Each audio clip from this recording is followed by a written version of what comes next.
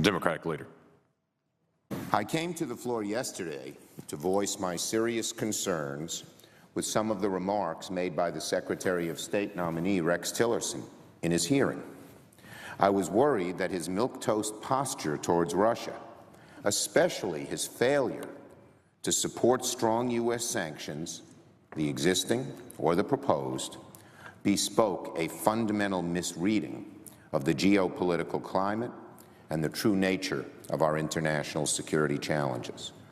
I was worried that as Secretary of State, he only promised to recuse himself from matters involving Exxon for periods of 12 months, for a period of 12 months. Exxon's interests overseas aren't going away after 1 year. That's not good enough to resolve what is potentially a massive conflict of interest. And I'm worried, Mr. President, that Mr. Tillerson, as CEO and chairman of ExxonMobil, conducted business with all three foreign state sponsors of terrorism through a foreign subsidiary in a way that allowed Exxon to evade U.S. sanctions. As the head of Exxon, Mr. Tillerson did business with the terrorism trifecta: Iran, Syria, the Sudan. This raises serious questions that the man who is nominated to be the face of the United States to the world has so much experience doing business with our most prominent and concerning adversaries. At the hearing, under questions from the senior senator from New Jersey and the senator from Oregon, Mr. Tillerson denied having knowledge of these dealings and directed senators to seek more information from ExxonMobil itself.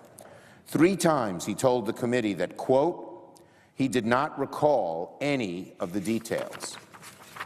Throughout the afternoon, it sounded like he was following the dodgeball rules for confirmation hearings: dodge, dip, duck, dive, and dodge. In fact, he basically admitted it to the junior senator from Virginia.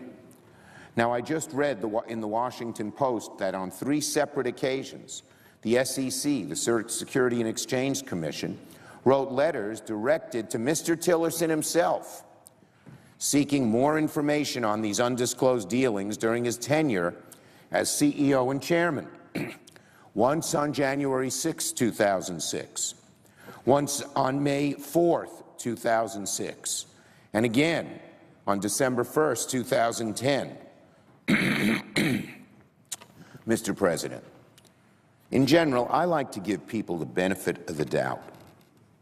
But it gives me great concern that Mr. Tillerson says he has zero recollection of an SEC inquiry into his company's business dealings with foreign state sponsors of terrorism.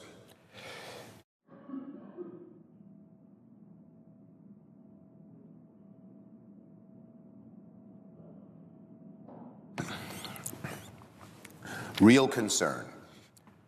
Got 3 letters on the SEC on a matter of major importance that would concern the health and effect of the whole corporation, the giant ExxonMobil, and he says he doesn't recall. This is the kind of matter, excuse me, this is the kind of matter that should be handled and approved by an organization's most senior leader. Mr. Tillerson presents himself as a hands-on manager. It defies credibility to believe that he doesn't recall. Now, this is extraordinarily troubling because either one of 2 things is true.